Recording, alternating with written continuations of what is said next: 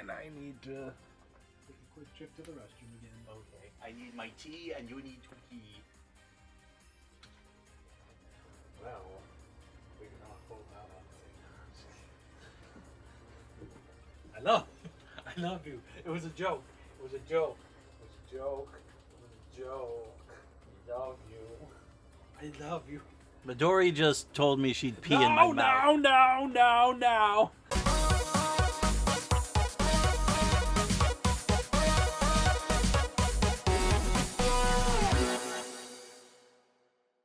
You have the same cadence as a speaking spell. A, B, C. Welcome back to the next episode of Senran Kagura Estival versus. I just interrupted my boyfriend, and we are getting into the game. Also, I knocked my microphone stand. Sorry about that. You're welcome. Oh my god, she got big sword. Yes, she has a big chainsaw sword. Because of course. Is it a chainsaw sword? I think it's a gun sword. I can't And yet remember. it manages to look less ridiculous than an actual gunblade from Final Fantasy. Okay, she has like a little wrist cannon, a wrist crossbow. Mm-hmm. This character, because she hits hard, but she hits slow, so I don't like playing with her super much. She does look like she's got some pretty good coverage with it, though. Like the wide arcs of her attacks. Can you cancel out of attacks in this game? Yes, by doing what I just did. Okay, so you can bless you. Thank you. You can dodge out of them. Yes. All right. Yeah. So, yeah. Every character has a different weapon. We already had this conversation. We did, yes. Okay, so it is a chainsaw. Like, see how it Yeah, has but those, it expands and then it starts spinning when she actually swings it. Otherwise, it just looks like a discount Buster Sword. Why are there more enemies spawning? Because that's what enemies do in games like this. All right, let's transform so that we can kill them faster. Wow, that was a change-up. It came from the underside of her breast this time, rather than through the top. A lot of them do come from their breasts, but... And they look quite suggestive peeking through like that. Panty shot, panty shot, panty shot. You know what? I kind of prefer the tracksuit. Yeah, what is this, a waitress outfit? It looks like something you would see in a maid cafe or like one of those all-women armies that they like to portray. Oh, it's like a milkmaid outfit, I think. Like something you would see in a Dutch show. I think. Here's a new type of enemy. This big giant chica over here. Well, at least they're representing big women that are not just big in the boobles. So what's special about that particular type of enemy? Do they just hit really hard, or? They are hard to, they are a larger version of the big girls from before. The Amazon. Oh my god, there's so many of them. There are 3 of them. There are 4 of them. Niflheim! Okay, so I'm guessing they're just like the bruisers. The bruiser grunts that you see every once in a while. They hit hard and they have a lot of hit points and whatnot.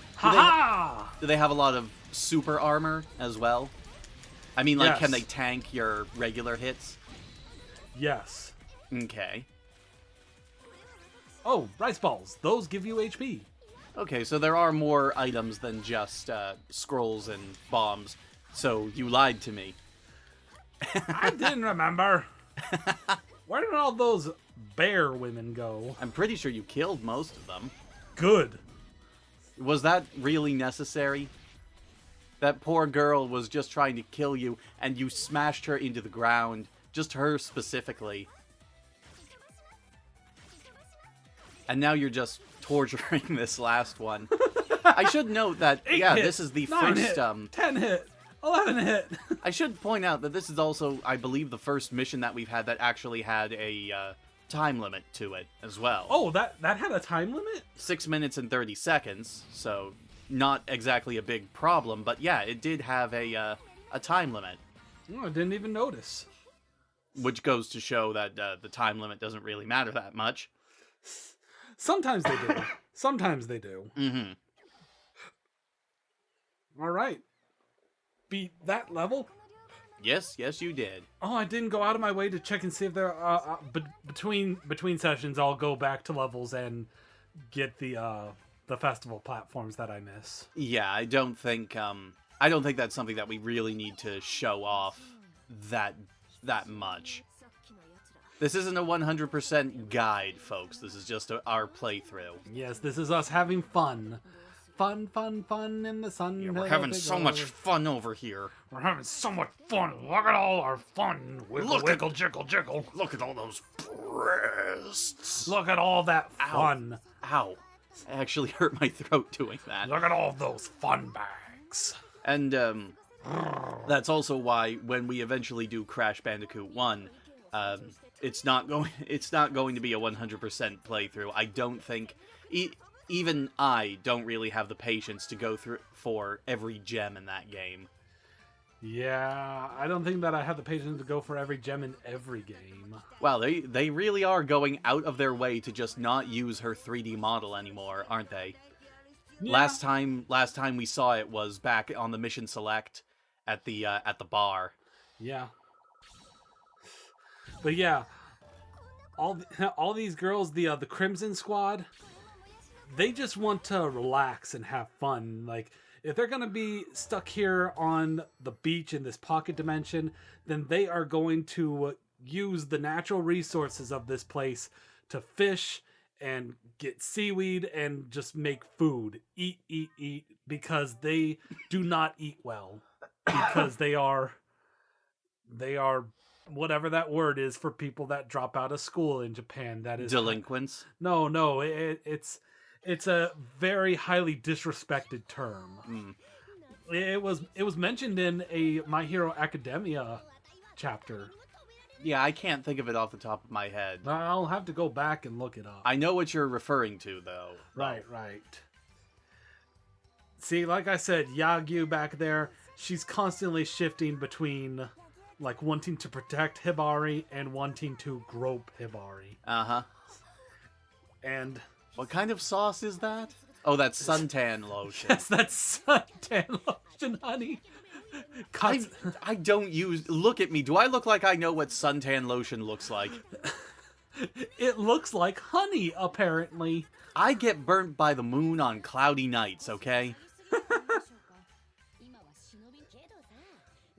So, they're talking about, like, should we do stuff with the festival?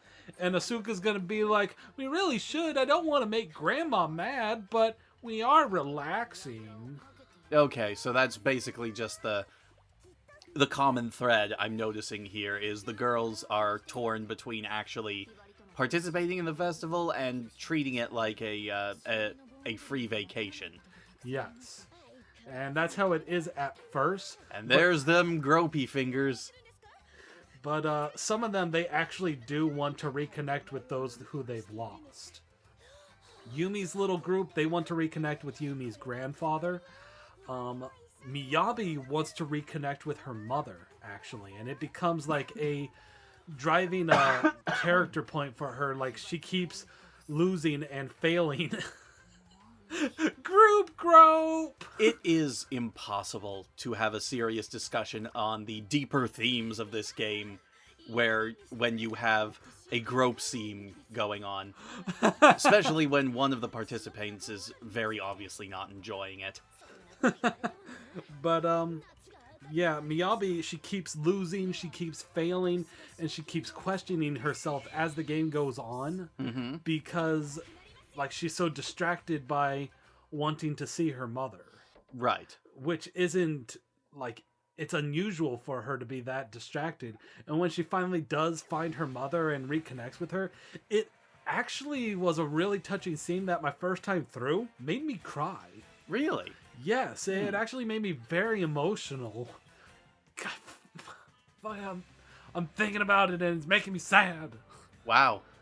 Senran Kagura actually causing emotions other than lust. We'll get to that scene in a later episode, okay? Yeah, I'm sure. Summer makes me crazy. Yeah, I'm not saying that it's a bad thing that you feel that way. I'm just kind of surprised given the nature of this game, given the nature of the franchise as a whole.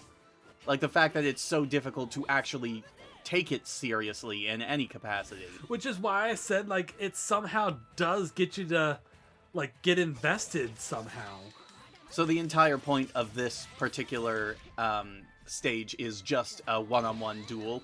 No, after I defeat her, I have to fight the other two girls, and Asuka assists me.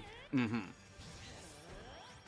But yeah, what's going on here is that Katsunagi, of course, she's being a pervert, and she's driving a couple of the other girls to act a little bit lewd. So, my girl here, she has taken it upon herself to snap them out of it. Like, stop acting lewd, we need to take this seriously, you idiots. Which is why this character is going to have her shirt open the entire time. Katsunagi isn't the one that's being serious. Yeah. Yeah, I know. I'm just pointing out that, my god, that might be the most ridiculous one yet. I mean, at least some of the more elaborate costume ones are impressive from an aesthetic standpoint, but that's just an ordinary short skirt and an open shirt. Defeated her.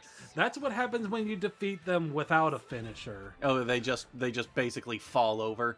Yes, with their clothes torn and tattered.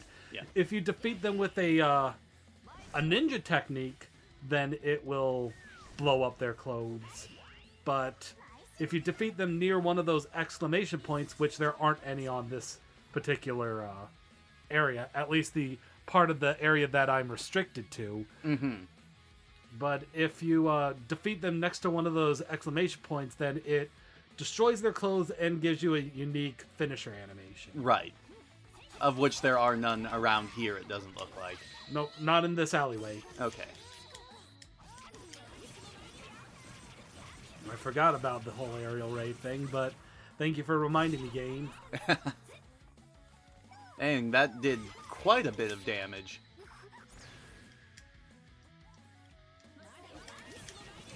Is there any bonus for taking them out before they transform, or is it just, like, one last thing to deal with? It's just one last thing to deal with. Mm-hmm. See, defeated her. Yeah. It's a good thing that all of these incredibly sharp and dangerous objects only destroy clothing and don't actually cut anybody. Right. I'm sure that they would create some sort of, like, excuse, like, oh, they have aura that protects them like a barrier. And, well, at least that would be some sort of explanation. We don't even get that, like... I think back to the premiere fan service show that I saw when I was much younger, and probably too young to have watched it, honestly, but Ikki Tosin was really bad about that, where... Well, I told you she was the butt fan service. Yep. But in that series, like, all the characters fight with grapples, punches, and kicks. It's a martial arts battle show that has tons and tons of fan service in it. And their clothing is basically made out of paper in that show. Like, a strong enough punch is enough to make a shirt disintegrate. I mean, at least with people using swords or even with blunt instruments, I'm willing to buy that. And yeah, I can see what you mean about the butt fan service. They even make hers have a little bit of wobble to it. And her model was jittering up and down in that moment. Damn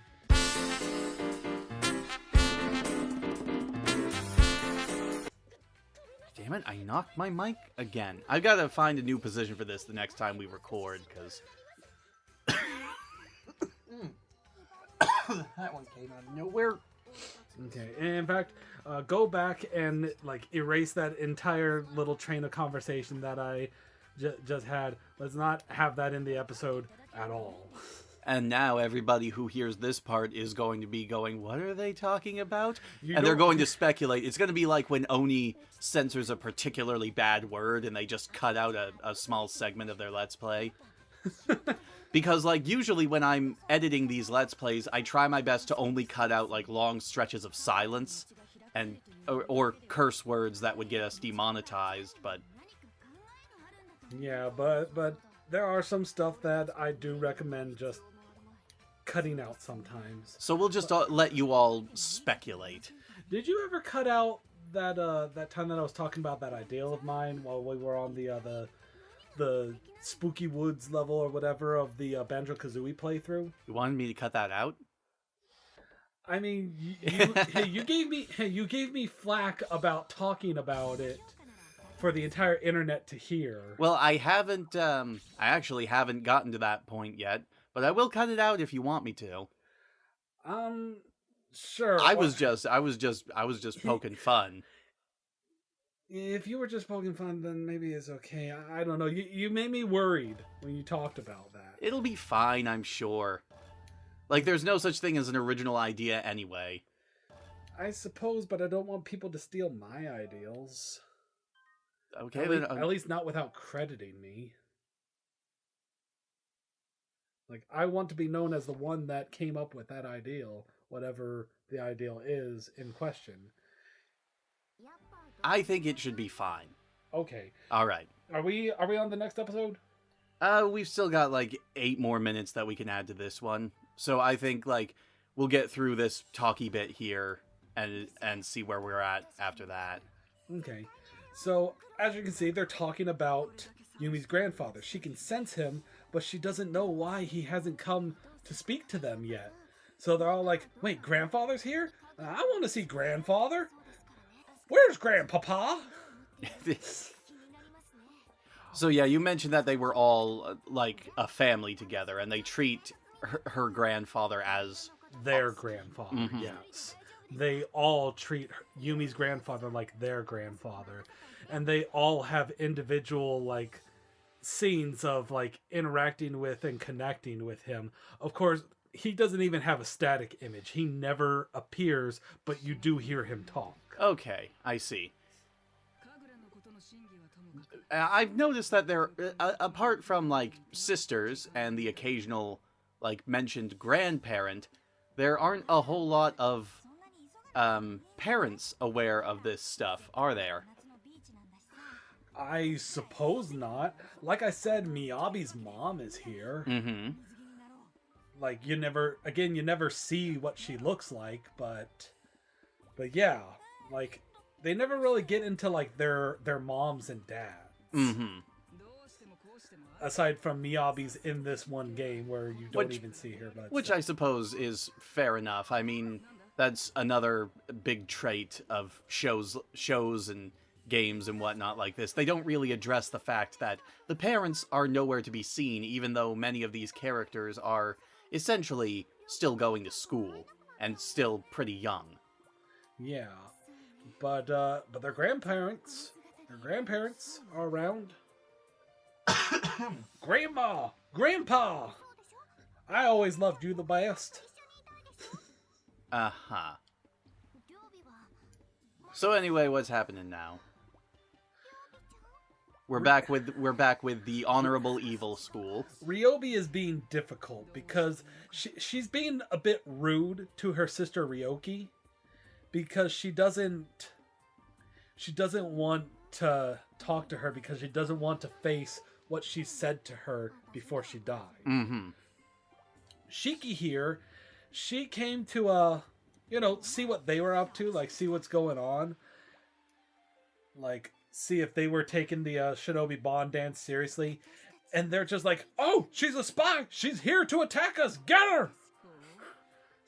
That was the conclusion that they drew right away. Yes, like Shiki walked up and was like, hey guys, what are you up to? A one-woman head-on assault. I commend your courage, if nothing else. Wait, what? That's not why I'm here at all. But I fear you've underestimated us. Well, I'm just here to, like, check things out, you know? On guard, Shiki! Okay, this just got redonkulously bad. I should text Erica about it. She'd love it. Your voice acting is just impeccable for these girls. I'm not putting on a girl voice for this. Really don't make me self-conscious about my voice. It's fine. It's fine. No, I hate the sound of my voice. Oh, I'm sorry. Keep going, hun. Okay. Keep going. I was just reading the dialogue. I wasn't trying to voice it. If I was like changing the tone and everything, it's just a natural thing that I do. I'm a bit of a thespian. I never got to go to an acting class ever, and I tried, but in high school when I finally got into acting class, less than a week in, like literally a couple days in, they decided not enough people signed up for acting class, so we're cutting it completely from the school. For anybody who just tuned in, that's thespian with a TH at the beginning. Thespian. That's what I said, thespian. Yes, I know. I'm just making sure they heard. Oh, I love this chick's weapon. Look at that double scythe. Okay, now we're done being heavy. Whoa. That is actually a pretty badass looking weapon. Makes absolutely no sense when you actually try to think about how a weapon like that would work. Like, I love when she shoves it between her legs like that. Exactly my point. That weapon would be more of a danger to the wielder than the people around her, I would think. That's one of the reasons why, like, ring weapons never made much sense to me. Like, Tira in the Soul Calibur series. She uses a giant bladed ring. Like, something like that. If there is actually a weapon equivalent in the real world, I'd love to know about it, but it just seems to me like it would be way too unwieldy to actually use seriously. The weapon that the girl uses in it's one of the Tales games, Tales of Symphonia. The blonde girl, the weapon that she uses, that's what that is. Mm-hmm. It's a giant version of that. Okay, but for those ones, the ones that she wields, Colette, the smaller rings that she uses, that makes a little bit more sense. But one giant basic hula hoop, no, I don't buy that as a viable weapon in real life at all. Yeah, I'm just saying that's what it's based on. Mm-hmm. More clawed chicks. These are the ones that you don't like, right? No, not these ones. These ones aren't rollerblading around like roller derby girls. These girls are tough because they can paralyze you on a single hit, but they are not the rollerblade girls. Right. I despise the rollerblade girls more than any other enemy in this game. Even the flying enemies, I can deal with them, but the rollerblade enemies, oh, I hate them. Yeah, the flying enemies don't look like they would be too much of a problem because this game actually looks like it has a lot of good vertical gameplay to it. What the? What? You got paralyzed. That would explain it. Yes. What is up here? Yeah. It's a box. It had a rice ball in it. Hooray. Yay. I love the detail on this thing. Look at it. Yeah, it does look like something straight out of Soul Calibur. Yeah, it's got like those blood veins all over it. Mm-hmm. Wait till you see her transformation. Oh boy. In fact, why don't we do that? Why not? Wait, didn't we see hers before, or am I thinking of somebody else? Oh, you're thinking of somebody else. Too many characters. Okay, then. Well, had... well then. Yeah. She's a pirate rabbit girl.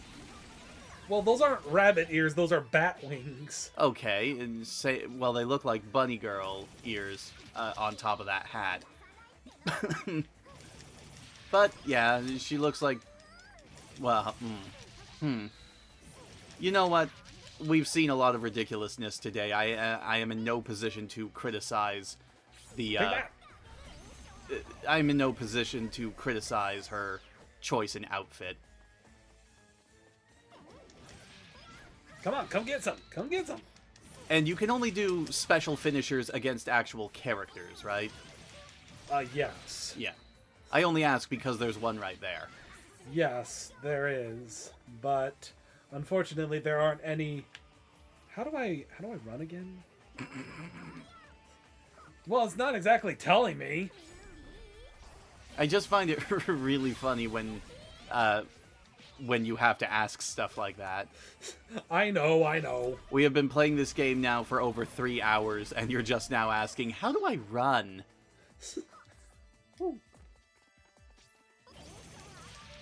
Hey.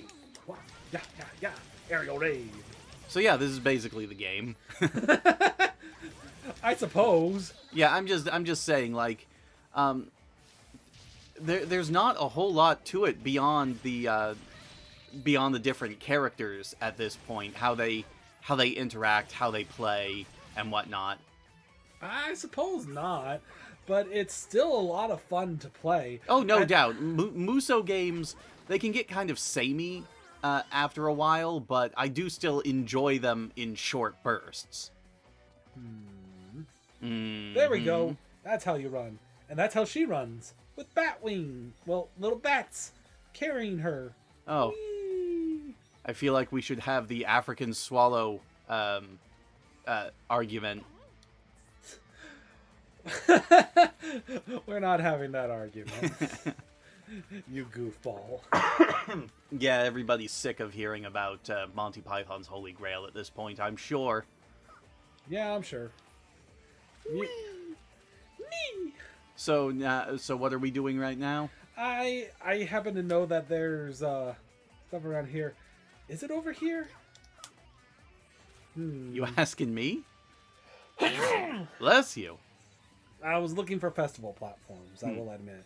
You're not getting sick on me, are you? No, I just got some sneezies. Okay. No festival platform over here. Can I go back over here? No. Huh. I really thought there was going to be like a festival platform over here. Wait, did I like just miss it or no? There! There it is. It was just under the bridge the whole time. Ha ha ha ha ha. Oh, you silly old troll. I'm gonna slice you up with a scythe. Well then. Well, how else would you handle a troll under the bridge? With fire. Yes, I too have read Billy Goat's Bluff. Billy goes Bubblegruff. Yeah. Bubblegruff. Is that another one over there? Yep, it is. I dance for the honor of evil. Dance in the dreams.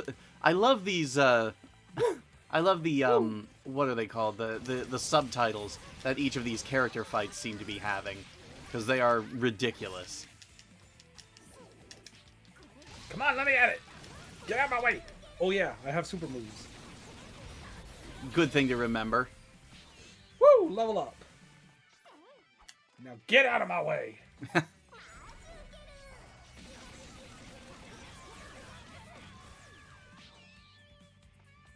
Well, took care of most of the grunts real easily.